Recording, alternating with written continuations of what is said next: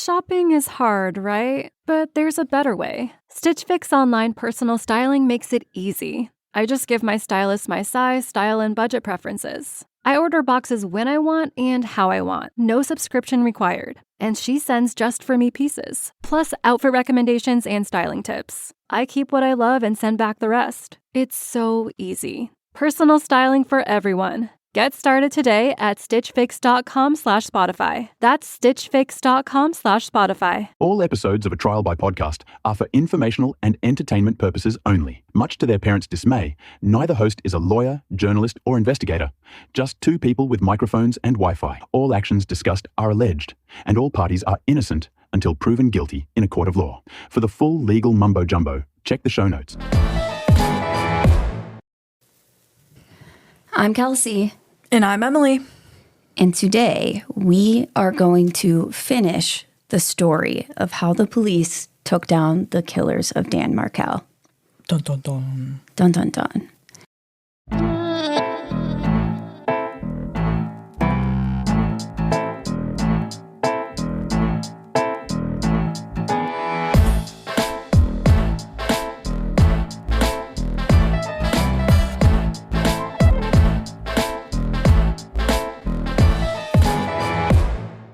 So, hello everybody.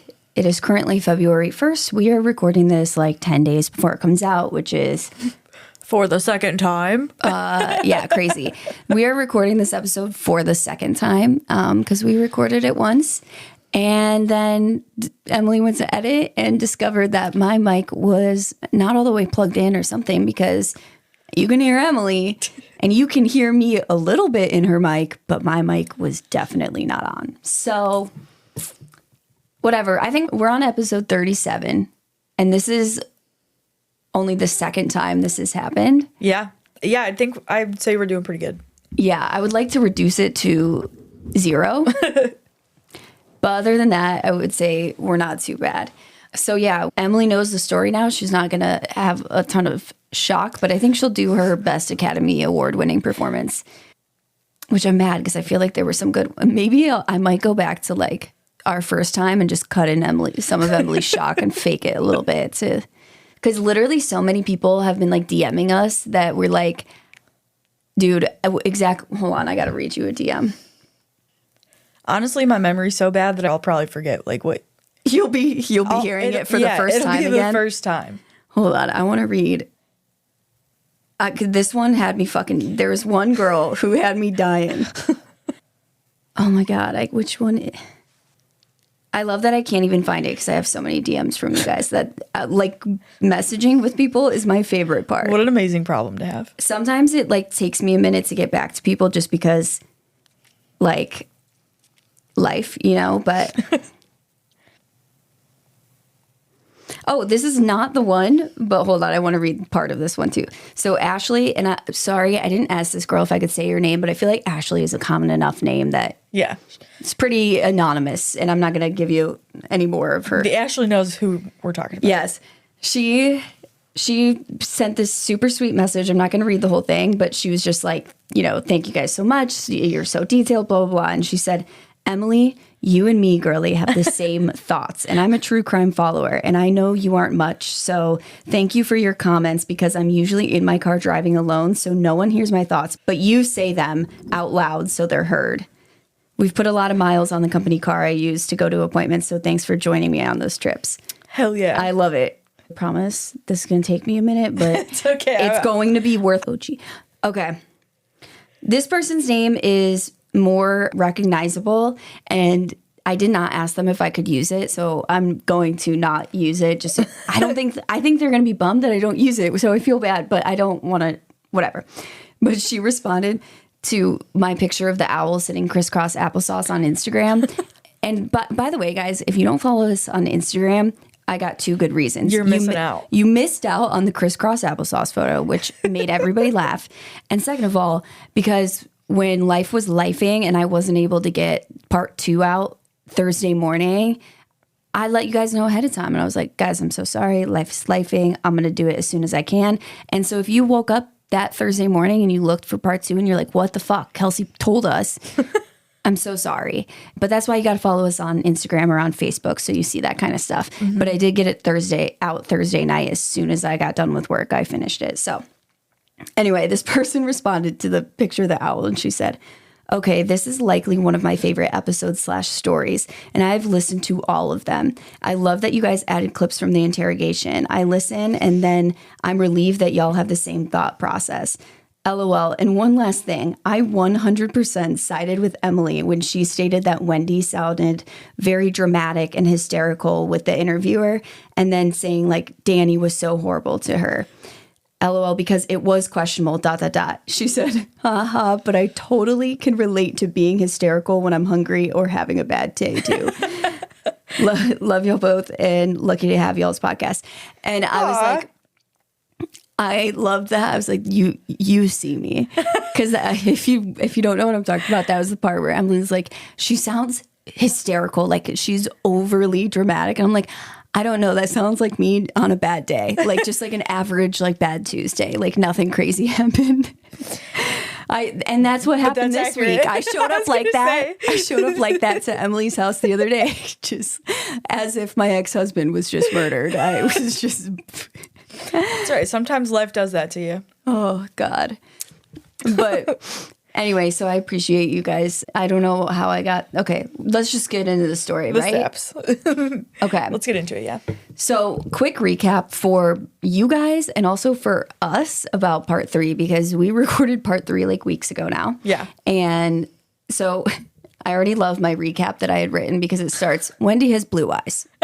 Important point. Wendy has blue eyes. Jeff Lacoste is a fucking G and had the whole case pretty much solved from the get-go. Jeff, my homeboy. Rivera Garcia and Meg Banowa were all convicted, and Charlie Adelson has been charged with first-degree murder, conspiracy to commit murder, and solicitation to commit murder in April of 2022. So he was charged 8 years after Dan was killed. Now, in Charlie's indictment, as well as Katie's actually, both Donna and Wendy are named as unindicted co-conspirators. So soon after his arrest, a bail hearing was held, and Charlie was denied bail with the judge, claiming that Charlie was a threat to the community and a flight risk, and that there was abundant evidence against him. So get him off the streets. Huzzah to this judge. Now, we already pretty much know that the prosecution's arguments and main pieces of evidence, like we kind of reviewed a lot of this in parts 2 a little bit and mostly 3. So we know about the wiretapped phone calls, the recorded conversations, the money transfers to Katie, all of that. But where this trial, Charlie's trial, gets super, super interesting is the defense's argument. Because Charlie Adelson's defense team claimed at trial that not only was Charlie not guilty of this crime, but that, like Dan Markel, he was actually a victim of the collusion between Meg Banowa, Garcia, and Rivera. So basically, his whole defense rests on this theory that he was being extorted. So they're arguing that Charlie was a victim of extortion by Katie, Sigfredo, Luis. And the theory goes that Charlie had told Katie all about Wendy's troubles with Dan, like just because they were sleeping together, they were dating, whatever. And he had mentioned to her at one point that he and his family had offered Dan $1 million to let Wendy move back to Miami with the kids, which Dan declined. Now, this is true. They did do this, and this is corroborated by messages. Again, they just say messages. I believe they were emails. But like this is something that they literally did. Like they tried to say, hey, Dan, if you just give up custody of your children, we'll give you $1 million. It's like, yeah, it's like half a million for each kid. And I just like, I don't know, Dan, but I have a feeling he just fucking laughed out loud at that. Like, well, yeah, because he was pretty well off himself. He doesn't need $1 million to replace his kids. Like, yeah, I think he wanted his kids. I don't think anyone No. would give up their children for $1 million. Like, No. Of course, yeah, there are some like horrible parents out there, but I'm just talking about like normal average people who don't make a lot of money. I don't think they would give up. I feel like never mind. I was gonna say if my kid was Tyler Hadley, I would have given him up for $1 million for sure. We're going to work that out with your therapist. No, I think that's a good one. Okay. So anyway, the point is these people are fucking crazy. They literally offered the father of their let's say Donna, the parents, because it was Charlie, Donna, and Harvey that were all, and I don't know if, I believe Wendy was probably going to pay money into it too. Mm-hmm. But like this was like a group thing that they offered him $1 million. Like, so that just shows you like what kind of people they are. I was going to say that just shows that, I mean, they've done this before. They're like, hey, let's just give you some money and then that'll solve take care our problems with money. Yeah. Mm-hmm. Now, the defense argues that this story, like Katie realizing that they had this kind of money, this kind of, and that they were willing to pay that much money to take care of this issue. Yeah. This kind of like turned a light bulb on in her head. And she discussed this with her criminal friends.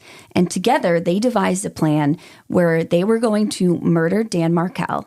And then they were going to go back to Charlie and extort him for the money, basically telling him like, well, look, we took care of your issue that you said was worth $1 million.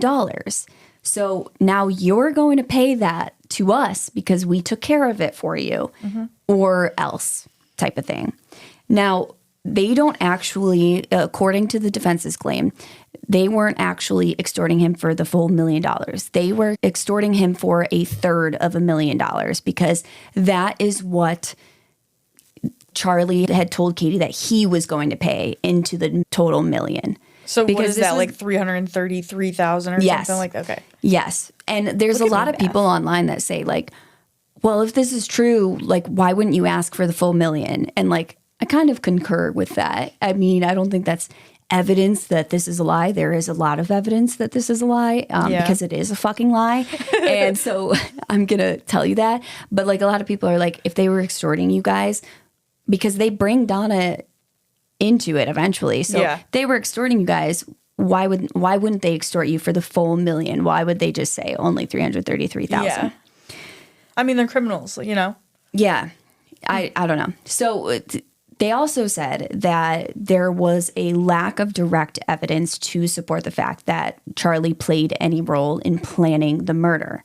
So they claim that, like, they're saying Katie, Sigfredo, and Luis all planned this together. They killed Dan. And when Dan first died, that Charlie didn't even know that it was them until they came to him and they were like, we did this and now you got to pay up for it. Okay. So according to his theory, they're saying he didn't know beforehand, and therefore he played no role in planning the murder and all of this. So the defense emphasized this absence of direct evidence, such as emails or messages that explicitly connected Adelson to the planning or funding of the murder. For example, he didn't pay for that rental car, like stuff like that. Now, they argued that the prosecution's case was based on circumstantial evidence and unreliable testimonies. So this is interesting that they're claiming that he didn't know about the murder beforehand, because the day of the murder, there were tons of calls and messages between Charlie, Katie, Rivera, Garcia, and Donna. Okay? So I'm going to go through some of these. You would think that they're like lifelong friends with the whole family, you know? Yeah, and it's just weird that while they're on their way to commit this murder, that they just happen to be calling Charlie, who they're going to extort for the murder, but they're not. But he doesn't know anything about it. Anything to him about it, even though it's literally happening. So, so Dan is killed July 18th, and the calls start like late the night before. So technically that morning around midnight, you know what I'm saying? So between midnight and 12:23 a.m., Rivera and Garcia's handsets communicated with cell sites in the area of the Roadway Inn on North Monroe Street. I don't know why it says handsets. I'm assuming that means like cell phones. But basically their handsets / cell phones are communicating with cell towers in the area of the Roadway Inn on North Monroe Street. If you remember from like what Monroe Street is right by Dan's house. Because you remember when Wendy was talking about, oh, I was taking the shortcut down Trescott. I was trying to get to Monroe. Like they're very close to the house, okay? 12:01 a.m., Katie calls Garcia. They talk for over a minute. 12:07 a.m., Charlie calls Katie. They talk for over 7 minutes. So 6 minutes after she gets off the phone with Garcia. Now, 12:34 a.m., Katie calls Charlie. This is less than a minute long. 1:02 a.m., Charlie calls his mom, Donna. 1:03 a.m., Charlie calls Katie. They talk for 20 minutes. So as I'm going through these calls, I want you guys to be asking yourself, what does this indicate about Donna's role in this whole thing? Yeah. Because she's very intermingled into the he's going back and forth on the phone between his mom and Katie. Yeah. And pay attention to the times because these calls are a minute apart. He's talking to Katie, then he's talking to his mom. A boatload of phone calls. And I don't know about you guys, but like I don't call my mom to check up and just chat at 1:03 a.m. for 20 minutes on a Thursday night. Yeah. Like Unless that's some weird. shit is going down. Right. Now at 8:09 a.m., Donna calls Wendy. They talk for 35 seconds. Now, according to Wendy and Donna, this was Donna calling her to say, hey, the TV repairman is at your house. Because Donna was the one that made this appointment for the TV to be repaired because she can't do anything herself. Yeah, Wendy's a giant baby. She probably makes her fucking doctor's appointments too. Yeah, dude, I bet. So they talk, that's what they're saying. Now, Wendy at 8:20 texts Charlie, and this is the text where she says something about the TV repairman is on his way or something. Or the TV's being repaired. Now, this text is deleted. And we'll get more into this, but this text is deleted. All it said was that the TV repairman was coming or something. Why are you deleting this text before you turn over your phone? Unless that's like a code word or something. That's what I truly believe, that the whole TV repairman, yes, there was a TV repairman that came to the house. That is true. They talked to this guy. I'm pretty sure it was like Geek Squad from Best Buy, but I'm not 100% sure about that. But I know that there was a real guy that came there. But the TV I also couldn't think be it was repaired, code. right? So like, I also think it was code. Yeah, and same. I think it was part of an alibi. Like they just Wendy had to back it up. Yeah. Right. So she texts Charlie. He deletes it. Then at 8:50 a.m., so 30 minutes later, this is when Dan drops the kids off at creative preschool, because this was a big question we had. Like some places said daycare, some places said school. So I think it's kind of a mix. Okay. Now, 9:02 a.m., Dan calls Wendy, and this lasts for over a minute, but I believe this went to her voicemail, and he left a message of some sort, or the phone was just ringing. I don't think they actually talked. According to Wendy, what she told police, they didn't actually talk. She had missed his call, and she was going to get back to him later. So, and I'm sure that the police verified that. Now, at 9:12 a.m., so 10 minutes later, Charlie calls Wendy again. They talk for less than a minute. 9:19 a.m., Wendy Adelson calls Charlie Adelson. So again, she may have just missed his call and called him back. Like less than a minute makes me think they didn't really talk. Yeah. So Wendy calls Charlie back. They talk for over 18 minutes, 9:19 a.m. 9:38 a.m., Charlie calls Donna. They talk, this is a 30-second call. So again, maybe they didn't pick up. I don't think that they can tell that from the phone records. 9:58 a.m., Charlie calls Katie. So 20 minutes after he tried to call his mom, if he didn't get a hold of her. 10:07 a.m., Katie calls Charlie. So the first call, they talked for over 6 minutes. The second call, when Katie calls him back, it's over a minute. 10:08 a.m., Katie calls Charlie again. This is 9 seconds, so I don't think that they talked. Yeah. 10:09 a.m., Charlie calls Katie. This is 6 minutes long. Now, it's just about 40 minutes later at 10:52 to 10:55 that the neighbor hears what he didn't realize at the time was a gunshot. He just said he heard a loud noise, went outside, but it was the gunshots. And he goes outside to see what's going on, and he sees the Prius pulling out of Dan Markel's driveway. At 11 a.m., this is when the person who was on the phone with Dan at the time, remember Dan was like, hold on, there's someone in my driveway or pulling in my driveway I don't recognize. This is when like that person texts Dan and they're like trying to call him back. He's not answering. The call goes to voicemail. And then a minute later, they text them like, hey, are you okay? Like, what's going on? Damn. At 11:02 a.m., Dan's neighbor calls 911. At 11:06, Donna calls Charlie. Now, this says that this was either attempted call or text. So there was a signal put out, but something happened. It didn't go through. 11:22 a.m., Charlie contacts Donna. They talk for 7 minutes. 11:30 a.m., Charlie calls Katie. 8 minutes later, after talking to his mom. This is 30 seconds. Again, I don't know for sure that they talked. 11:31, so 1 minute later, Charlie calls Donna. This time they do talk for 5 minutes. Okay? So they're saying that Charlie had no idea that this was happening, but he's on the phone with Katie all fucking day. The phone records don't lie, buddy. All day while this is happening, and she's just not saying anything. And then he's calling his mom, like in between their calls, and then they're calling Wendy. Good night, itchy eyes. Good night, sudden sneeze. Good night to your symptoms of allergies. Zysol is the allergy medicine you take before bed. It provides powerful relief while you rest your head. Not just all night, but all the next day. Zysol keeps working, keeping allergies at bay. And without those annoying symptoms disturbing your rest, you can wake up the next morning feeling your absolute best. Remember, be wise all, take Zysol. At night. That's like a creepy amount of times that they call each other throughout that specific day. It is so weird. The whole thing is so weird to me. Yeah. Now, on top of these calls, the prosecution points out that at the time, Charlie says that Katie was blackmailing him. All of the texts between them were completely casual conversations. Because basically this extortion, like if you look at the timeline of when he made payments to her and for how much, like this goes on, they're saying that this was going on for like at least a year or two. Oh, and I didn't break down that timeline for you because I think it's unnecessary and we're already 4 episodes in. Yeah. But the whole time that Charlie is saying this is happening because this is when the payments are happening, okay, he has to say he's being extorted for these payments. Mm-hmm. They're just like casually chat. They're like, he's like, oh, how are your kids? Blah, blah, blah, blah, blah. Like just normal ass conversations.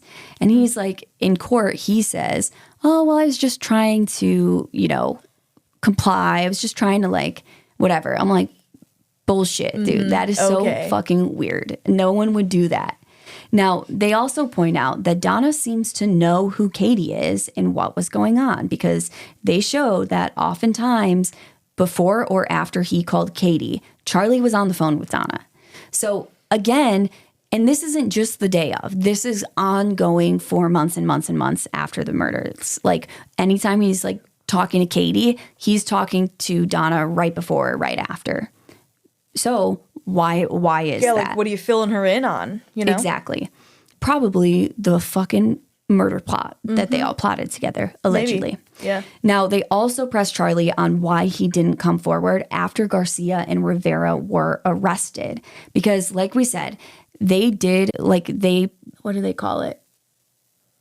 I don't know. They made it so the court records were closed. So the media didn't know that Garcia and Rivera were arrested because they didn't want these people to know. They were keeping it on a down low. They were keeping it on the DL. Yep. But also, Katie eventually figured it out because Garcia is the fucking father of her children. I was going to say, they're like in cahoots. She figured it out.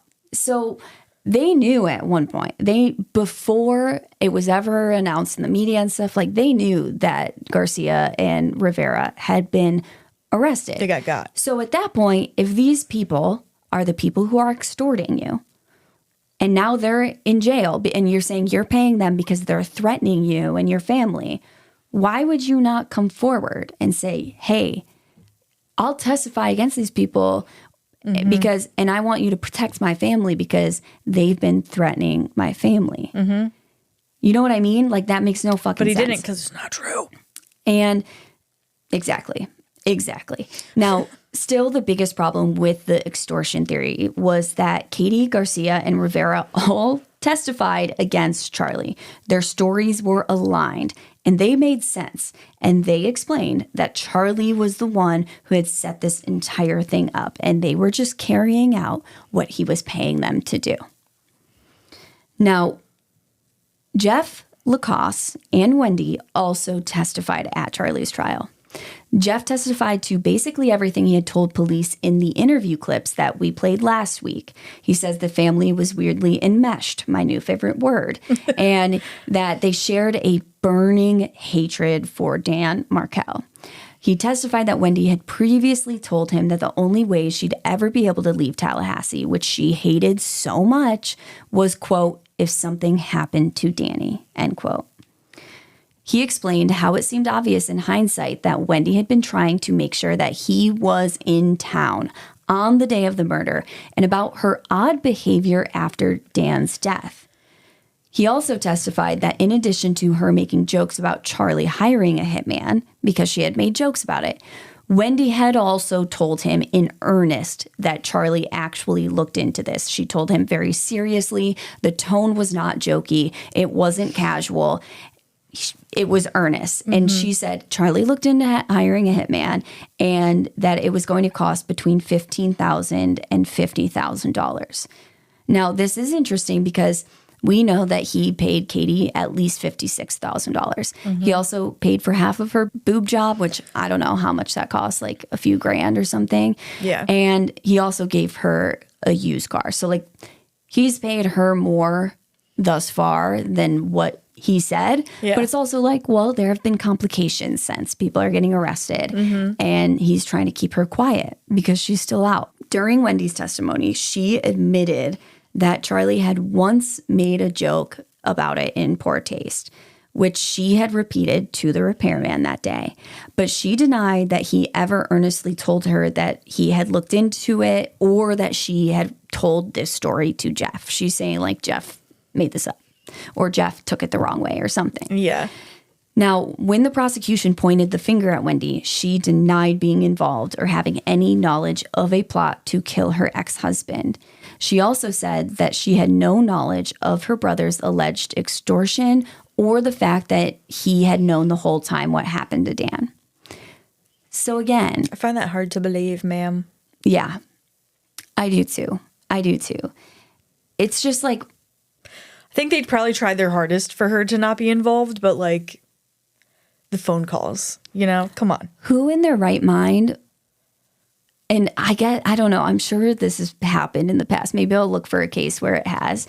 But I just like, in my mind, if someone was like, hey, I killed your sibling's ex-partner and now you have to pay me for it or I'm going to like hurt you or your family, I would immediately just call the police. Yeah, me I'd too. Be like, give me, sell my house, put me, and I get it. And not everybody can like do stuff like that. But that is so...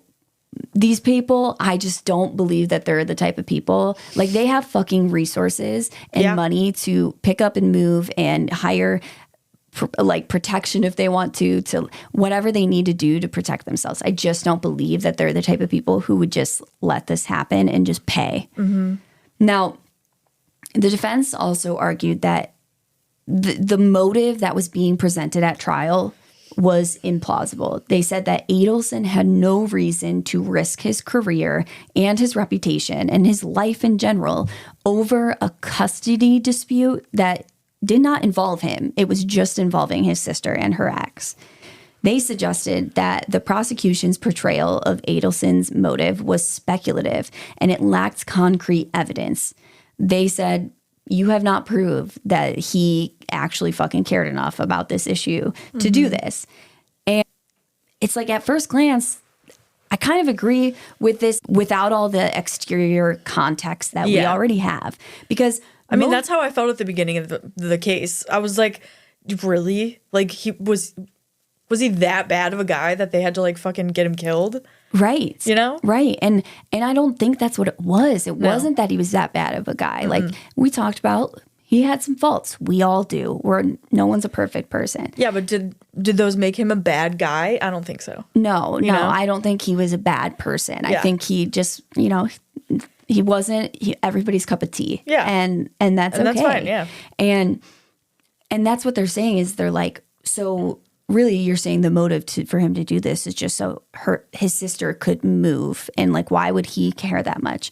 And this is a good defense argument, I think, because most of us would not kill the father of our nephews just so our sister could move to a different city. Sister. You would be like, hey, fucking sorry that I really feel for you. I'm here to listen. Yeah. But suck it up. I'm not going to murder him. I'm not going to kill him. Yep.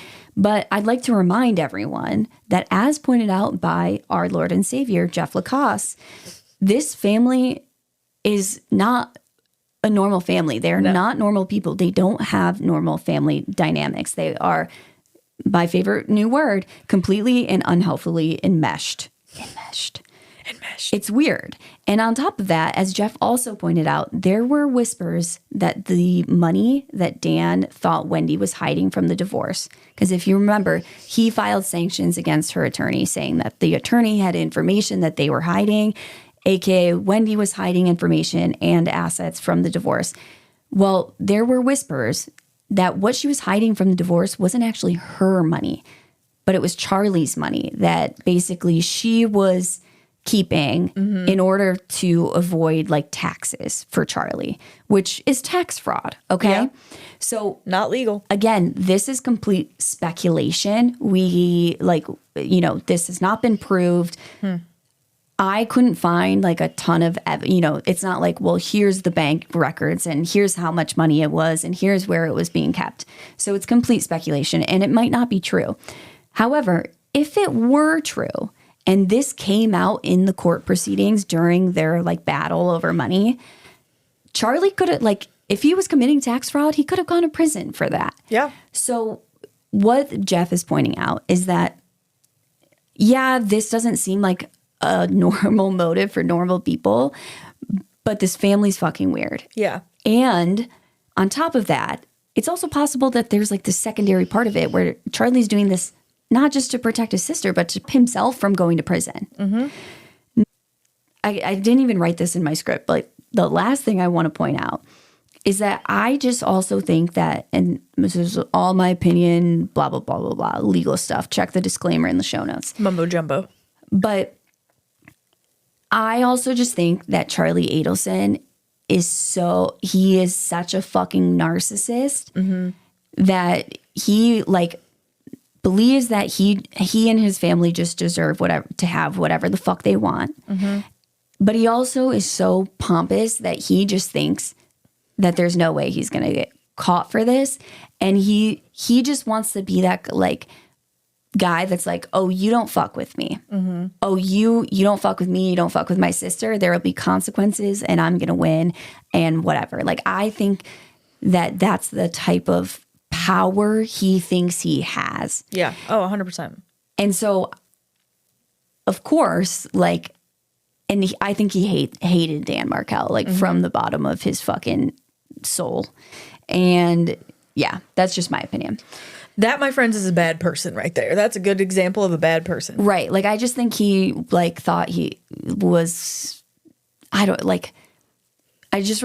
time I think about this, I just think about like Pablo Escobar. Above everything. Yeah, it's like, I am the law. Like, you don't fuck with me type of thing. He's like, I got money and friends in high and low places to ruin your life if I need to. Now, again, I could spend hours diving into the details of this trial, but unfortunately, I do not currently have the freedom of time on my side to do so. So I've given you the overview, and the good news is in November of 2023, Charlie Adelson was found guilty on all 3 charges. Yay, freaking haw. And just like Katie, he ended up getting a life sentence plus 60 years. And I know we talked about this last episode because I know it was in my script, but it's been a few weeks and I just want to revisit the fact that Katie was offered a plea deal where all she had to do was testify against Charlie and she was going to be pretty much fucking free. Yeah. Like, she was not going to serve time in prison. And now she's doing life. And now she's doing life plus 60 years. She's got herself a lifer. Oof. And good. If that's one big fat regret I don't know what is. She should get that tattoo from Where the Millers. No regrets. No regrets. Yeah. She's got big regrets. Honestly, though, fucking good. I love this dumbass I love criminal. to see it. Yeah, I love to see her choose the dumb option. I do. I feel for her children. I really do. And I don't know what happened. They are way better off with That's what I was going to say. I don't know what happened to them. I hope that they have like a good family member that, isn't a criminal and isn't, that is now in charge of taking care of them. And I truly hope these kids like live a good life. Mm-hmm. And I hope that was a blessing. But I don't know the situation. So in my mind, I would like to say they're probably fucking better off, but the hopes are the highest. My hopes are high for them. Yes. Now, while Charlie was in jail awaiting trial, he called Donna every single day. I mean, I don't know. Would I call my mom maybe? I probably would. If I was in jail. Yeah, like about to probably go to prison for the rest of my life, probably. Yeah. So I guess it's not that weird, but. Especially knowing them.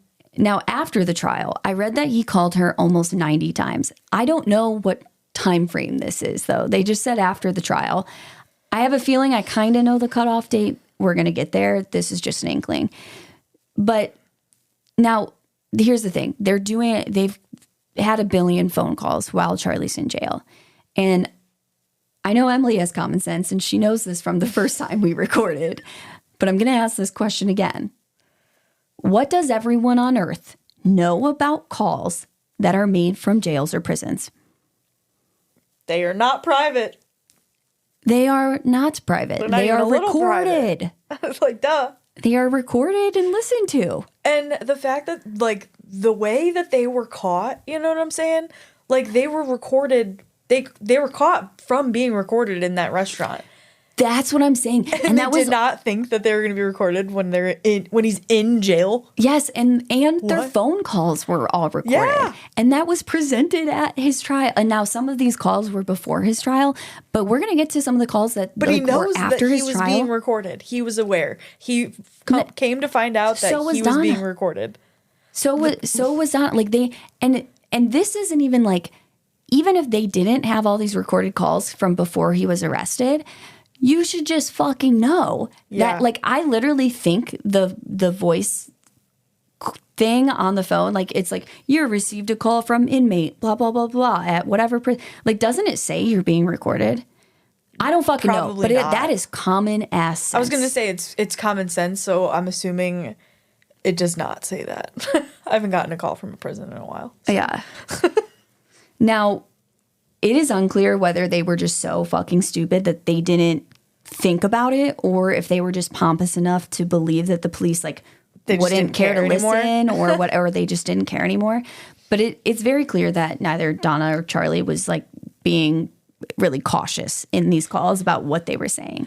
Even if the police aren't like actively listening to their, like, don't they have a whole fucking team that works for the prison or whoever that just listens to phone calls for incriminating evidence? Like, I don't think for incriminating conversations, or do you have to have like a pinpoint of sure that they make sure you listen to this conversation? I'm sure that they don't listen to every single conversation because just time, but I think that they monitor them like just sporadically, like randomly to make sure people aren't like making plans to break out or like sneaking drugs and you know what I mean? Yeah. And also you have to know that like they know that Donna's being looked at very heavily. She is, and Wendy a little bit too. They were both listed as unindicted co-conspirators on the arrest, whatever, on the indictment for Charlie. So you know that you're being looked at. Like, why? That almost makes me think like there was like a bigger, like, do you think they could have done that on purpose to like take the focus away from Wendy? Or away from somebody? Because I don't think so. These people don't seem like self-sacrificing people to me. That's you know true. What I mean? Maybe. Now, of course, the investigators are listening in on this because they're not done taking down everybody one by one. They still got 3 people left. They still got people left. Or 2, I should say. Sorry. That we know of. Yeah, that we know of. Allegedly. Now, during one call, Donna tells Charlie that she was getting things in order for when she is gone. She said she was drawing up a will And she told Charlie that she was planning to commit suicide.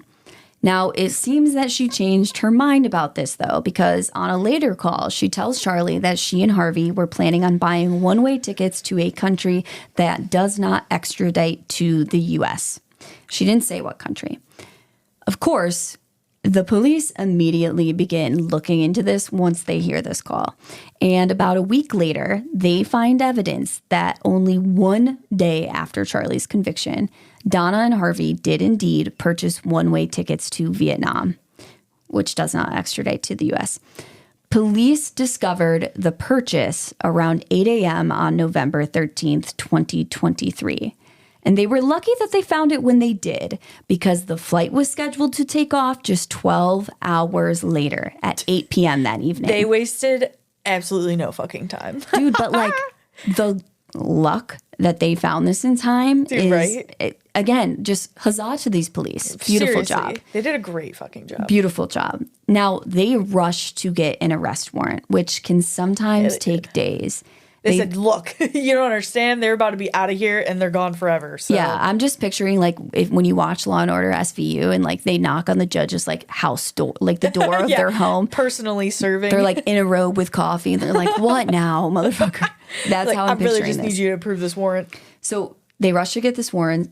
Sometimes this can take days, but they get it. And they then... I need you to FedEx Express that shit. But it's not like they get this in an hour. This takes them all day. Mm-hmm. So at this point, they have to fucking bolt to this airport to get there before this plane takes off. And so they're praying that they're going to get there in time before Harvey and Donna get on that flight and fly away. Dude.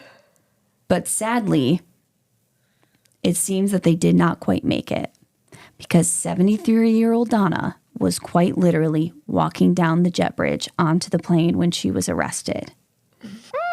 Do you like how I did that there? Boom. It was really good the first time. Emily was like, wait, what the fuck? Because I was like, no! But sadly, they didn't quite make it.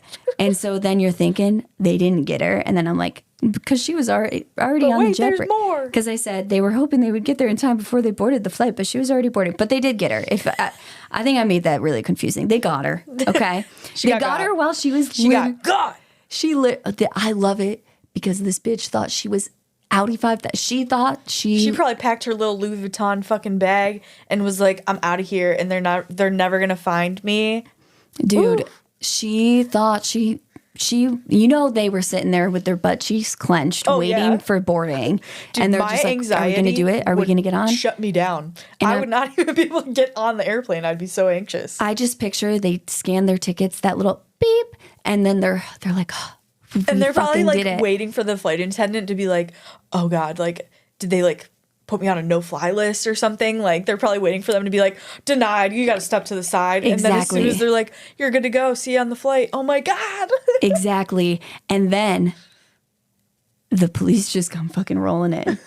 Now, the best part about this is that, like a lot of things in this case, this entire arrest was recorded on video by police. Love it. By the body cams. Love it. Now, I'm not going to play the audio for you because it's like a loud area and stuff. You can hear a little bit, but like you got to watch the video. Like you can hear it. It's just like there's so much background noise. It's not good. Watch it on YouTube. Just search the like Donna. The look of shock on her face is hilarious. It is so good. She's like, what do you mean? What's going on? And Harvey, and she's like having to take off her jewelry and stuff and give it to Harvey, and like they're asking for both their phones, and like Harvey's like, you can't take my phone, blah blah blah, and they're like, bitch, like, fuck we can. It was just so good. Donna was then put in handcuffs and paraded through the airport before being put into the back of a police car and taken to the jail. Just a little shame. I literally just watched that episode. Dude, that's a good episode. She got what she got. She got in got. If you don't know what we're talking about, Cersei from Game of Thrones. Sorry if you haven't gotten there, but you've had years, so spoiler. Now get there and got. Now, like Charlie and Katie, Donna was charged with first-degree murder, conspiracy to commit murder, and solicitation of murder. Damn. Now, Donna is set to stand trial this summer in June of 2025. So everything we say about Donna, allegedly, okay? Now, because she was arrested while she was attempting to flee, Donna was quickly denied bail and has been incarcerated since November of 2023 while she awaits trial. Nice. Which, good. Yeah. Now, let's talk about the case against Donna, because I'm not an attorney. This is all my opinion as an armchair detective, okay? The case against Donna, I think, is going to be more difficult to prove than the case against Charlie, because she never really had any direct contact with Katie. And if I had guessed, I would predict that Donna's defense is going to be the same as Charlie's. The fact that Charlie was being extorted and he confided to her, because he said that during his trial. He's like, they asked about why are you always calling your mom? And he's like, well, because I'm a mommy's boy. Yeah, because I needed help. I was telling her what was going on, which again, if someone's threatening you, why would you bring your mom into it? But that's just me. So I think that they're going to go with the same defense. And I think this for a few reasons, because first of all, Charlie's still claiming that he's innocent and he's wrongfully convicted and blah, blah, blah. So cry me a river, dude. I think she's going to try and protect him. She's not going to do anything that doesn't match up with Charlie's story. She's going to go with the same defense so they can be like, look, we're all saying the same thing. Now, Charlie is set to testify at her trial. So I think is going to be the one to pose this theory. He's going to explain everything. Second, I think that when the prosecution tries to push the fact that Charlie's story makes zero fucking sense, I don't think this will hurt her case necessarily, because she can still claim that that's what Charlie told her, because she's not in contact with Katie. So even if Charlie's lying, that doesn't necessarily mean that she's lying. I think there's a lot of fucking things to show that she's lying, in my opinion. But just because, Charlie could have led this whole thing, but then told her a different story. That is whatever. Now, I expect that the prosecution will probably start by establishing Donna's motive, presenting an array of examples of Donna's hatred for Dan Markel, the non-kosher food at the wedding, the order that Dan had filed prohibiting Donna from visiting the kids without supervision. It's a big one. And perhaps the largest motive of all, she wanted Wendy and the kids to live closer to her. Now, whether or not Donna will testify is unknown. They haven't said that yet. But personally, I highly doubt it, because I think Donna's unlikable. Most defense attorneys don't want to put their client on the stand. And I don't think that they need to in this case, because Charlie is going to testify to the whole theory of her defense for her. Yeah. You know what I mean? They don't need her. But we'll see. I feel like these are pompous people. She might be one of those people who's like, nope, I'm testifying. Put me up there. And I kind of hope that they do. Me too. That would be really fun to watch.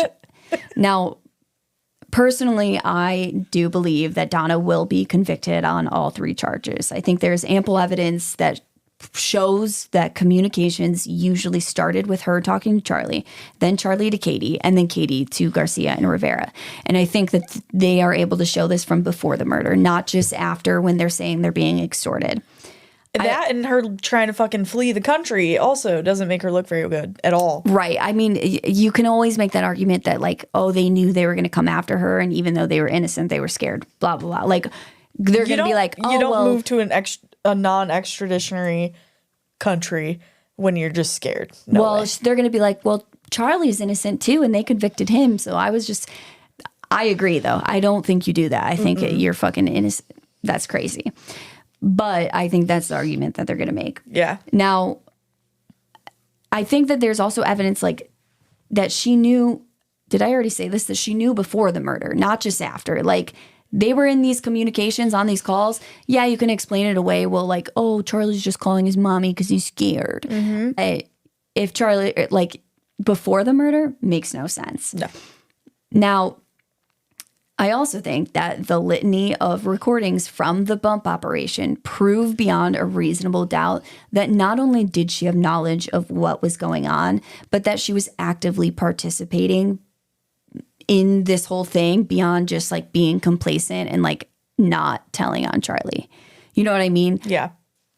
The fact that she's calling, like she said on the phone about Charlie, and like when the bump operation happened and the undercover officer gave her those papers and he's threatening her, she's on the phone with Charlie like, you know, this is about us, both of us. Mm-hmm. It regards both of us. Yeah. So why would it regard both of them? Like if Charlie was the one being extorted only, why would she assume like how that would this she guy, be involved at all? Yeah, right. I really think if they got Charlie, I feel like one by one, baby. Yeah, one by one. Yeah, I think Donna's getting got. But however, even if I am correct on that, and we're like, you know, there's nice, neat little bow on it, there are still a lot of questions left before we can really close the book on this case. Here are some of them. Was Wendy Adelson involved in her family's alleged plot to kill Dan Markel? Did she ask them to do it? Or did they just see a problem and decide to fix it on their own without consulting her? If she knew about it, when did she find out? Did she know before he was killed, or was she told after the murder? Because those are very different charges. Yeah. And because like if she knew before the murder, she's just as guilty as Charlie. But if it was after, then she's really just helping in a cover-up. Personally, I believe, and this is complete speculation, check the show notes for the legal disclaimer. Oh, and she is innocent. This is not my belief. This is a fact. And she is innocent until proven guilty. I'm really scared of being sued. Don't sue me. And I'm not insinuating otherwise. Allegedly. Now I've gotten to my belief. Personally, I believe that the evidence supports the fact that Wendy knew about the plot to kill Dan, and she knew about it before he was killed. Again, not fact. I encourage you to do your own research because I might hold a bias. Check the show notes. But I want to review the evidence that I think supports this theory. Aside from their very fucking weird family dynamic that I don't think that it's possible that she would not have known. Right. And allegedly. I'm going to be done with my allegedlys because I've made it very clear that this is just my opinion and blah, blah, blah, blah. And now I'm going to get into it. But don't forget that, okay? So first of all, the entire motive revolves around Wendy. There is without Wendy's connection to Dan and what had been gone on between them, there is no motive for Donna and Charlie. And she is the connection between them. She is the connection between Dan and the person who ordered the hit on Dan, which is Charlie. And that is not allegedly because he has been convicted of that. Mm-hmm. That's a fact. She hated Tallahassee and she was miserable there. And Dan was the only thing keeping her there. She also, he filed those sanctions accusing her of hiding assets. That accusation alone would put a stain on her legal career. But if proven, it's possible, like, depending on what she had actually done, she might have served time for fraud. Now, there is also evidence that on July 6th, just 12 days before the murder, Wendy texted Dan to ask if he would be in town July 14th through 18th. He was murdered on the 18th. So why was she, Dan did travel a lot. To not know what's going on. Dan did travel a lot, but he did have the kids that week. So yes, there could be an innocent explanation for this. But here's the interesting part. Just 12 days before, she asks if he's going to be home those days, which includes the day of the murder. When she sent this message, she was either at or near her parents' house when she sent this text because her phone was pinging off the cell tower by their house in Miami. I love when technology helps. So if we're saying that Donna was a part of this, that really makes that text very questionable. Mm-hmm. So according to Jeff, Wendy abruptly canceled their planned trip to California, for which they had already purchased tickets. She canceled on June 4th, 2014.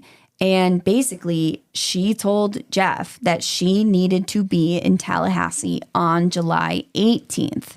Now, this was despite the fact that they were scheduled to return from California on July 17th. Which would have allowed her to be back in time still for the murder. Mm-hmm. So again, you could say, well, it can't be related then. But I also think everybody knows there's just like sometimes your flight's delayed, whatever, you don't know. It could be canceled. I think she really wanted to make sure that she was home when this happened to get her kids. And after this, they also planned, she was like, let's not go to California. Let's do like a staycation type of thing. She ends up canceling that too. So it's like she really, it's just, there's evidence that for some reason that day she really wanted to be in town, in my opinion. Surprisingly, her ex-husband gets murdered that same day. Right. Weird. Now, she also checked with Jeff multiple times to see if he was going to be in town on the 18th. Now, I think this is like much more speculatory than the evidence that Wendy was like involved in the plot to kill Dan.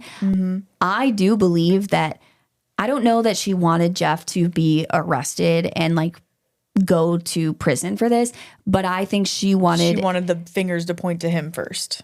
I think she at the very least, wanted him to be a viable suspect to take the pressure off her and her family and take the heat off her and her family. Well, that didn't work at all. He said, fucking Uno reverse, bitch. Well, I'm about to testify against your ass. I think he did, like, that almost makes me believe it was like a divine power being like, because remember he left early to go on his trip. And if he didn't do that, he wouldn't have had this like really strong alibi. So anyway, with this, you have to remember that the Monday after they go to yoga, as he's walking away, she's like, hey, are you still going on your trip this weekend? Like, are you going to be in town on Friday is what she asked him. Like, that was the last thing when they saw each other in person before the murder that she asked him. And then she emailed him later and like broke up with him or said, I need a week to not talk. But he didn't tell her that he was going to leave early. He like just decided that because she pissed him off. Remember? Right, exactly. And she didn't know. Exactly. So she was, but it's like they already said their goodbyes. They're walking away from each other. And she's like, hey, wait, are you going to be in town this week? Then later that night, she's telling him she doesn't want to see him for at least a week. So why do you fucking care if he's in town or not? Right. Weird. And that's the thing is there's so much evidence. There's no fucking way. I was going to say there's way too much evidence to hint that she fucking had a lot to do with this. That she knew something was going to happen that day. She did, yeah, for sure. Do I think she was like making orders to Katie and them? Absolutely not. I think it all went through Charlie. But anyway. Also, and this is maybe not even like evidence, but this is just let's be normal people here. What are the fucking odds that she makes a joke to the TV repairman about her brother hiring a hitman to kill her ex-husband on the very morning that her ex-husband was killed by two hitmen who were hired by her brother, and that is not allegedly because he has been convicted. What are the fucking odds of that? Like the odds are not in her favor at all. They're not good. And what a stupid bitch for saying that. I think she just has this word vomit problem, and like she kind of thought if I give them these little hints of the truth, then I have plausible deniability when the truth comes out to be like, well, look, I didn't know. Why would I say that if I knew? I thought he was kidding, you know? Now, I mentioned this previously, but I want to stress this. It's also important to know that Donna was the one who scheduled the appointment for the TV repairman to come. And on top of this, during one of the bump calls between Donna and Charlie, Donna mentioned something about the TV costing $5,000. Now, this was the amount that was requested by the undercover officer who was like threatening them. So if you remember, the undercover officer approaches Donna on the street. He gives her some papers and he's like, you took care of Tato. Now you need to take care of Tuto. And the paper said something about $5,000 being requested. So then when she calls Charlie to talk about it, and this is recorded, and remember, they're being vague on these phone calls. And Charlie's like, does this include me? And she's like, I think it's both of us. She said something about a TV costing $5,000. What that indicates to me is that TV is a known code word between them. TV repair. And exactly. And if you remember, the morning of the murder, Wendy had texted Charlie saying that the TV repairman or something was there and then deleted this text before giving her phone to the police. Why would you delete that text if it was innocent, if it was just about the TV repair? I think because it was not innocent. I think it was because the whole TV thing was a code. That was their excuse to communicate with each other that morning. I feel like that also shows how like fucking arrogant and pompous they all are, because Wendy made that she told the fucking first police that interviewed her that joke that Charlie made. Like, what? Because that shows that they did not think they were getting caught with this at all. Here's the other thing too, is like, she genuinely made, like, she's told that joke to the repairman that day. And they're going to talk to the repairman. So I almost feel like the fact that she told it to police, she had no choice. After making that joke to the repairman, she almost had to like cover her tracks and be like, well, he might have said this. Could it be that she's doing it on purpose to give herself plausible deniability? Like, why would I say that if I knew? Yes. Could it be that she was just so fucking nervous and whatever that she word vomited this joke to the TV repairman, and then she's like thinking about it and she's like, oh my God, I have to tell the police that I said that because he's going to tell the police that I said that. And that'll look really bad if I don't say it. Oh, these fucking bitches. You know what I mean? And the other thing is I've been trying to figure out what happened to the TV, like what was wrong with this TV. Yeah. And I can't find an exact description, but basically what we know is that Wendy said that the boys broke it. And I know that it was the screen. So what I'm picturing, and again, I could be wrong about this. Somebody can whack it with anything. Exactly. So did the boys really break it? I don't know. It is possible maybe this TV was actually broken and they're like, this is perfect. We'll get the repairman there. It'll give you part of your alibi for the day, whatever. I don't know. But I also, from what I know at this moment, think it's possible that someone just fucking smacked it with something. To have the alibi for the TV repair guy? Exactly. Now, Wendy told police in her interview the day that he was killed, because this was the only interview she ever does with police, that she drove down Truscott that day and she saw the road blocked off. Yet she did not try to call Dan to check on the kids who were with him that day. So what the fuck? Who would drive down the street where their children are living? And granted, at the time that she was driving, she probably knew that they should have been at school. But you don't know. She didn't talk to them that day. She hadn't talked to Dan that morning. They had exchanged messages. He had tried to call her. She didn't pick up. You don't know. Why would you see that it's blocked off and not fucking be worried about your kids? That is insanity. Because I think she already knew where they were. I think she made sure to know that the kids were not with him before all that happened. And that's why she was on Truscott, not because she was like trying to fucking stalk her ex. She was trying to see what was going on. Yeah, 100%. She was trying to see, like, she couldn't help herself. And that's the thing about Wendy, is she just seems like she can't help herself. Like, that was so dumb for her to drive down there. But then again, she put herself in that position where she's like, someone could have seen me. I have to tell police and make an excuse for why.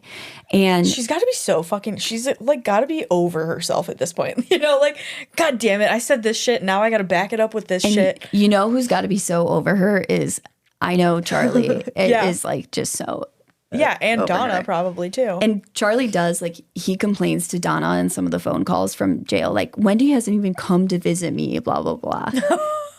Which is, like, so funny because I think he did this for her. And I do and now he's, like, pissed off. Yeah. Ooh, that sucks. And this, again, this is a little bit of a tangent, so sorry for the people who hate tangents, but, like, if I see, there are two main highways from like where we live in the suburbs to get downtown and to get whatever. And like my dad works past downtown. Okay. I know which of these highways he takes to work every day. But I will see an accident that happened during rush hour on the other one. And I will call my dad and I don't tell him, like, I won't be like, oh, I saw an accident. I'm just like, hey, what's up? You know, just making sure you're still alive, even though that's not the highway, you know, but every once in a while, if there's really bad traffic or some odd reason, he might take the other one. But also, to put it into context, Kelsey called me almost sobbing one day because she thought what are they called? The Blue Angels? Like the fucking aircraft whatever they do. I was not almost sobbing. Yeah, no, you were almost in tears. Like, I think they're dead. Whoever that was in that airplane is dead. In my defense, okay, so this is what happened. It was during, like, we have this air show that comes every year, and it was a couple weeks before, okay? And I don't go to the air show. It's not something I keep track of when it happens. But there were, like, fighter jets practicing, and I saw one from afar. I have bad vision, okay? I wear contacts. And one just literally dives out of the sky and disappears into a tree line while I'm driving home from work. And I'm like, oh, everybody on that plane is dead. Is dead. And I knew it wasn't like a commercial airliner, but I called Emily. I was like, I just saw, but I wanted somebody to know, because I was like, this is going to be all over the news, and I want somebody to know that I fucking saw it. And I go, it's the fucking Blue Angels practicing for the air show in a week. Yes, and it was. And everybody was okay. But if you can't tell, I get anxiety about flying, and I guess we're laughing at the story, but there's been a lot of plane crashes recently. So rest in peace to everybody who was on the DC flight and everybody in that helicopter. And just last night, there was another flight in Philadelphia that crashed. I think it had like 6 or 8 people on it. It's just terrifying and horrible. Yeah, shit's getting scary out there. Yeah. Anyway, sorry for the tangent. Back to the story. But my point is that, like, I know I'm an overly anxious person, so yeah, maybe I would go further. But I think any mother, any average mother would fucking call to make sure their kids were okay if they saw police and ambulances and the street blocked off by where their kids were supposed to be. I guess. Now, in her police interview, she keeps mentioning that she's a suspect. I don't know. I don't remember off the top of my head if I played exact clips of this, but she keeps saying, I know I'm a suspect, but blah, blah, blah, blah, blah. But no one was saying that she was. Now, again, this could be deniability. Like, this could be the fact that she's an attorney. She knows how this works. She knows the statistics. She knows she's the ex-wife. They have this court battle, whatever. Mm-hmm. But it's also like, it's just a little bit weird. She also says that Dan's parents will think she did it. Why would they think you did it? Mm-hmm. Maybe because you did do it? Question mark? Don't know. Now, after this initial interview, again, Wendy never speaks with the police again. She will not do an interview with them. Of course, whatever. She's an attorney. She knows. Whatever. I think if you are innocent, talk to me as much as you want to talk to me. Yeah, like you're an attorney, so I feel like you know what to say and what not to say. You know how to protect yourself. You're going to get counsel. Mm-hmm. But I just feel like, and again, I wouldn't use this argument in a court of law. This is not evidence that she did this. This is something that I'm saying is weird, in my opinion. But now, just days after Dan was killed, Wendy took the boys and moved to Miami with them. When she enrolled them in school that fall, she used Adelson as their last name and not Markel. That's Dick quick. Move. That's quick as fuck. That's quick as fuck. Yeah. Then she officially changes their last name legally to Adelson in 2015, about a year after the murder. Again, not evidence that she did this, but if she's innocent, that would be a really fucking weird move. Yeah, I hope those kids are okay, because fuck, they're gonna have some trauma.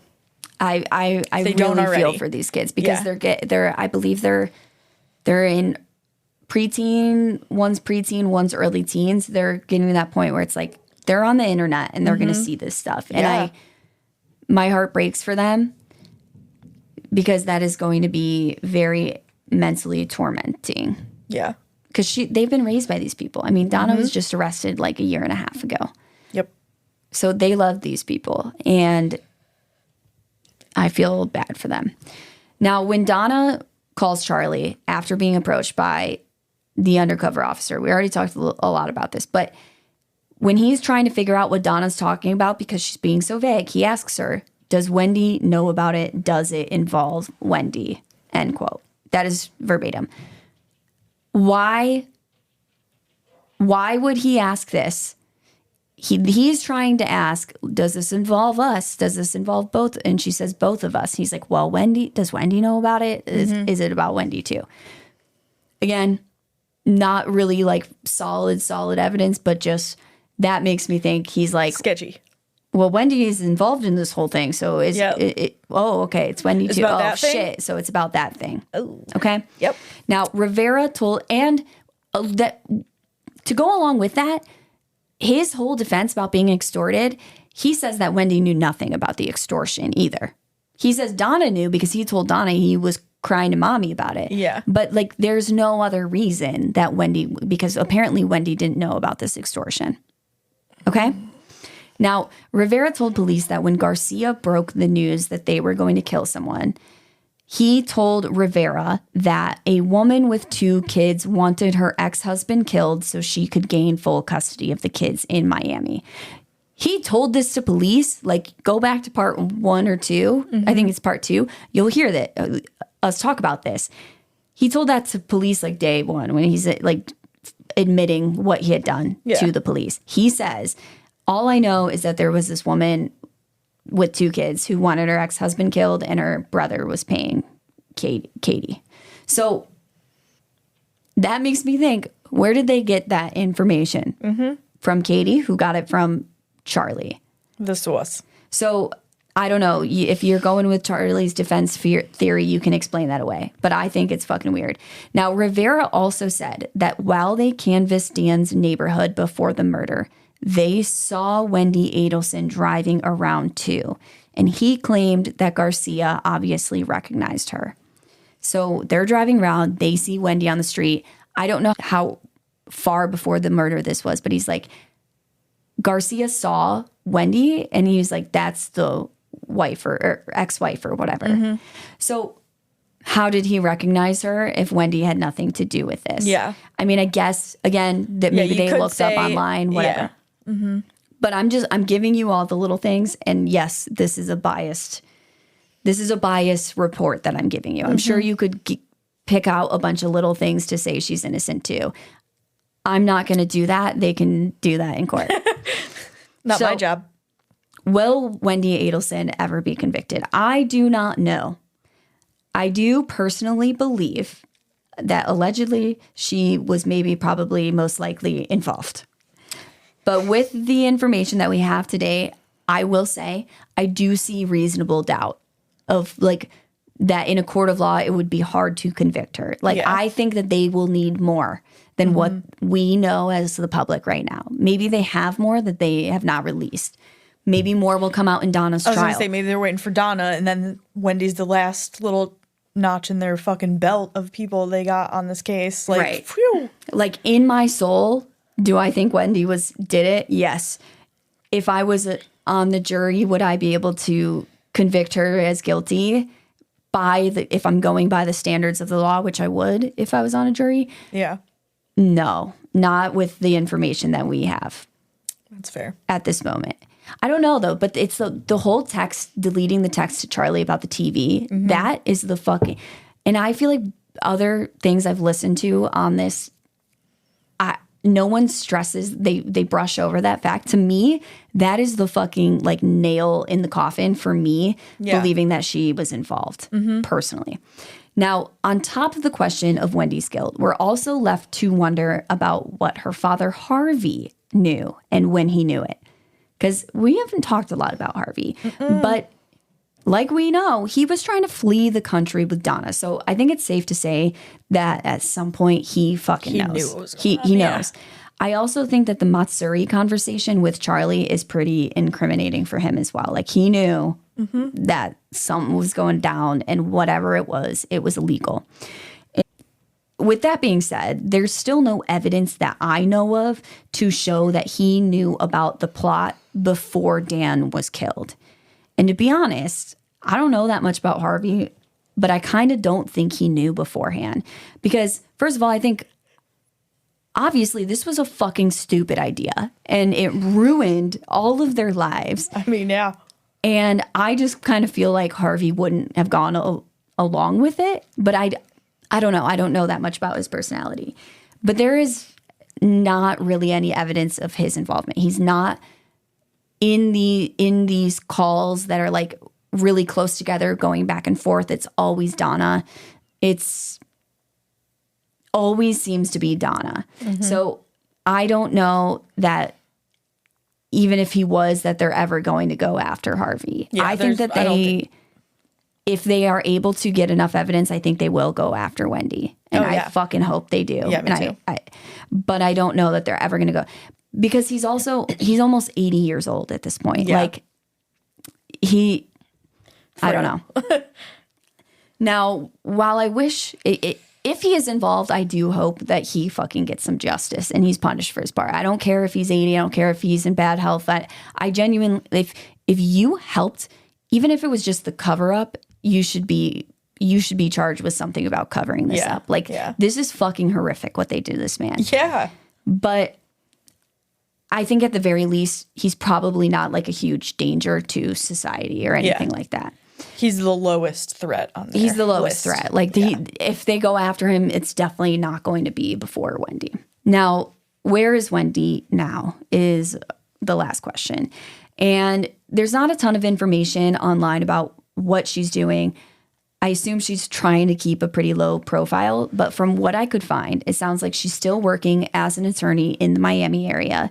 She's raising her and Dan's 2 sons, who now bear the same last name as the man who ordered their own father to be murdered. Because them and Charlie, they're all Adelsons. Mm-hmm. And the boys, like I said, they were born in 2010 and 2012. So preteens, around 12-ish probably, and around 14-ish.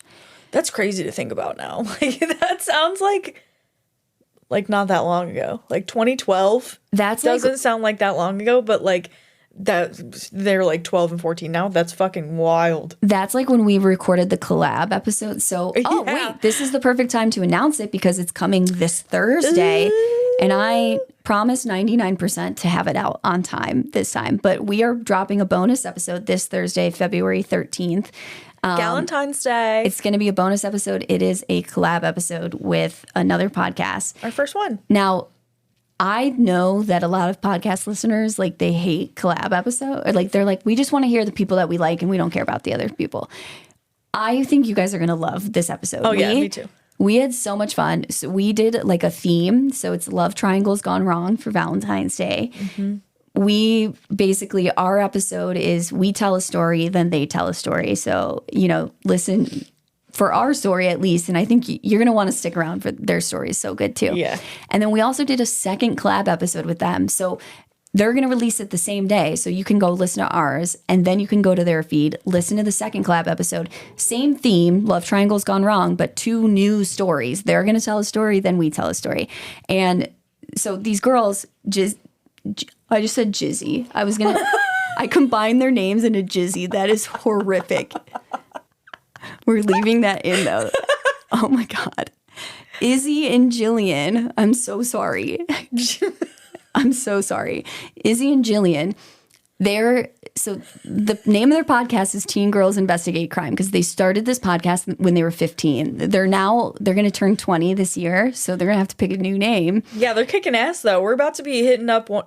I don't remember which one, if it was Jillian or Izzy that said they're going to school. They want to go to law school. I think it was Jillian that wants to go to law school. One of them is going to be on our back pocket and be like, hey, we're going to be hitting her up in a couple of years. And then Izzy's going to school for like sustainable agriculture and all the schools. They're so cool. And they're like kicking ass.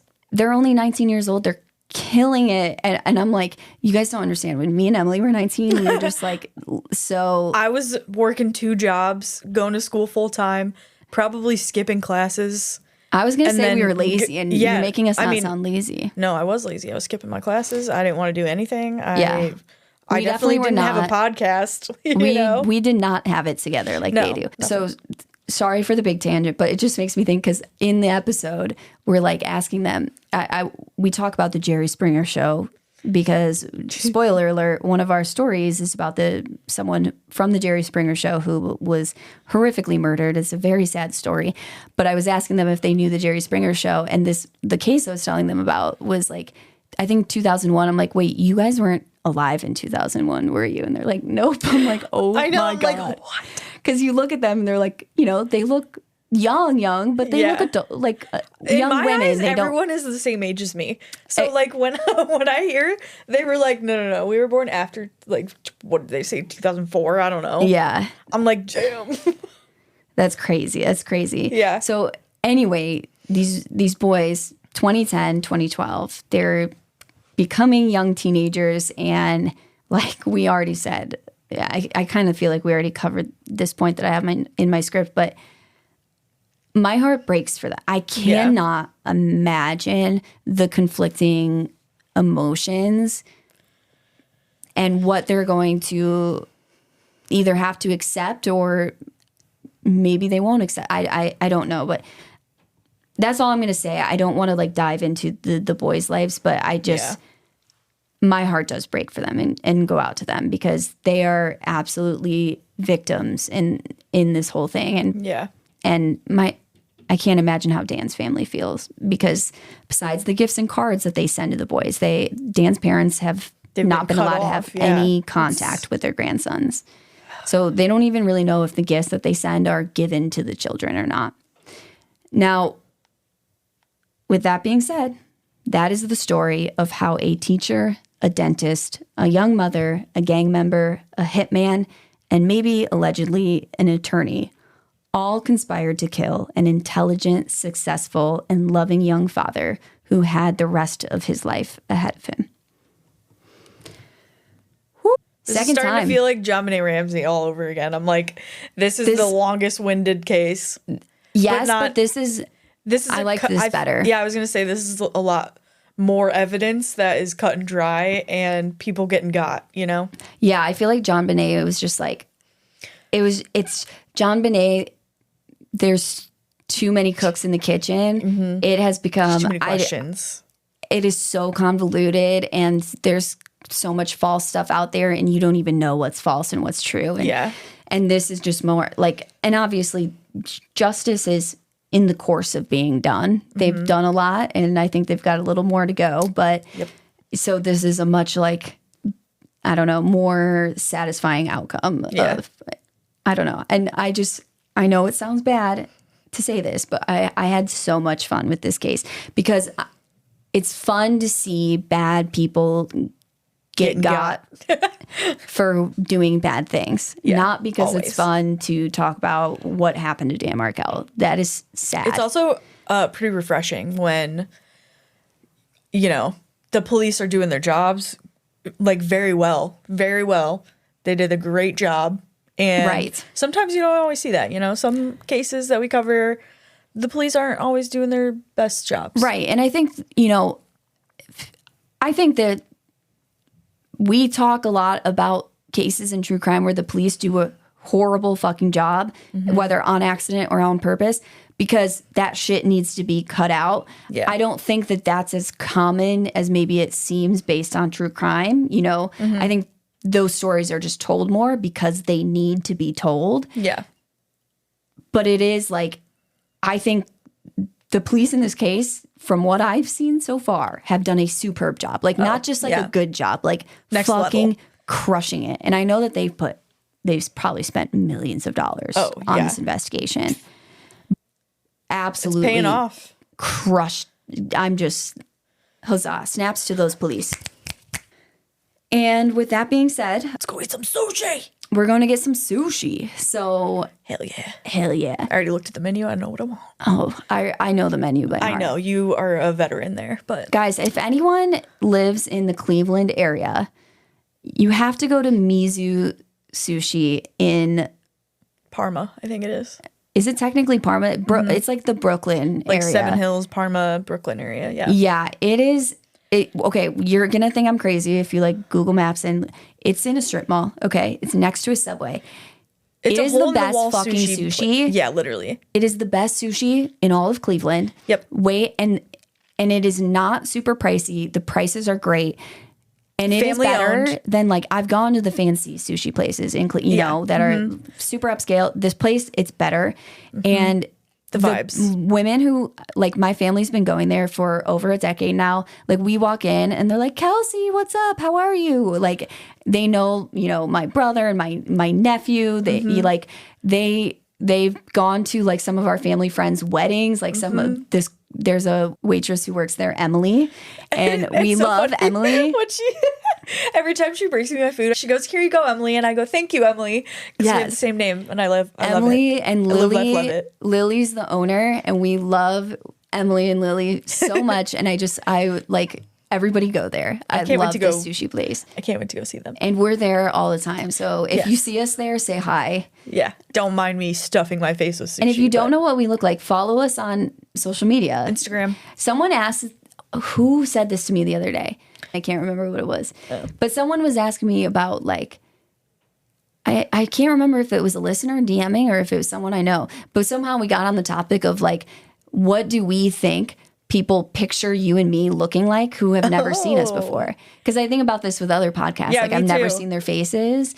When I finally like saw Morbid, like their faces, I was like, you guys don't look like how I pictured you in my head. Not in a bad way at all. But that's the thing. And I think you don't really think it through. Like you're not actively trying to picture them. Yeah. But then when you see them, you're like, that's not what it, like I feel that way about probably every podcast. Same. Or it's the same thing when you read a book and then they make a movie and you're like, that's not how I pictured it. And whatever. So someone was like, what do you think that people picture? I'm like, I don't know. I don't really want to know. I kind of want to know. Like, what does my voice sound like? I look like. But someone had DM'd us saying that they came to the true crime trivia night that we did for like a few months ago. Shut up. Yeah, I told you this. Oh. Emily has the worst memory. And they were like, yeah, I came to the one, whatever. Like, when are you guys doing that again? Because she was saying she was local to the area. And I was like, we have to be friends. She's like, when are you doing true crime trivia again? Like, I'll come again. I was like, you came to the first one? She's like, yeah, I saw you post about it on TikTok. I was like, bitch, you didn't fucking say hi. She's like, I didn't want to be weird. And I'm like, I would have made my entire cried life. Tears of joy. First of all, I'm kind of mad at you because you would have made me look so cool in front of my friends. If you just came up and you're like, I listen to the podcast, like I would have and this was This was back when we were like not doing like we weren't out the womb of podcasting. But we had just popped off. We just had this one video like get millions of views and it was like the best fucking week of my life. I swear to God. I was so happy. It's coming back to reward you more. No, I'm not actually mad at by the way, if you're listening, I'm not actually mad at you. I'm totally teasing you. But we just have FOMO because we could have celebrated you being there. We'll do another true crime trivia night soon. I'll get this set up. I want everybody who is local to our area to come. You better be there. You better be there. I'll let you know when and where. But yeah, and if you ever hit up Mizu Sushi, be like, just ask Emily or Lily. Like, they'll know who we are. Yeah. Say what's up. I don't know. We never told them about the podcast. I'll tell them today that we gave them a shout out. But their business is about to fucking pop off. Dude, they deserve it. They do. It's already popping off. It's already like completely packed. I was going to say, every time I go there, they're never empty. Ever. But except for when they close on weekends. Shut shit down. They close on weekends between lunch and dinner. But like they let us book though, like when they're closed, like so that's when all of our family parties are. Yeah, like we just went a few weeks ago for one of our friends, or in last month I guess, for one of our friends' birthdays. We had the whole restaurant like shut that shit down. There's like 25 of us. We're about to go do that again today. Yeah, but yeah, they're like, I love that place, and they're just so the sweetest, kindest, most lovely people ever. Yeah. I love that I have that in my sushi arsenal, like a family-owned business. Yeah, they're awesome. Can't beat it. All right, well, we've talked your ear off enough about a sushi place that 99.9% of you will never go to because you live forever away. But here's your cue to try out your local family sushi place. Yeah, find a Find a, you know what I want everybody to do with the state of the world right now is go find a small business. Independently owned. By immigrants to this country. Yes. Go support the people who move here and work really hard to create a better life for them, themselves and their families. And by the way, I don't care if it's a restaurant or a business or a shop or a store or whatever, but if it is a restaurant, food's probably way fucking better than the big American chain 100%. restaurant. Okay? Yeah. All right. Court is adjourned. Huzzah. Huzzah. Bye. Bye. Now, if you guys love the pod, make sure you're following us wherever you're listening so you don't miss out on any future episodes. And while you're at it, we'd be forever in your debt if you had left us a 5-star rating. For more content from us, you can follow us on Instagram and TikTok. Both are at A Trial by Podcast. You can also follow us on our Facebook and join our Facebook group. You can shop our merch by clicking the link in the show notes or visiting our website, atrialbypodcast.com. A Trial by Podcast is a fully independent podcast. If you'd like to help support us, you can do so by donating through the link in our show notes. The site we use for this is called Buy Me a Coffee, but don't worry, your donations will never be used for coffee or frivolous things, only for expenses related to running and growing the podcast. So thank you guys for your support. Thank y'all. Huzzah. Huzzah.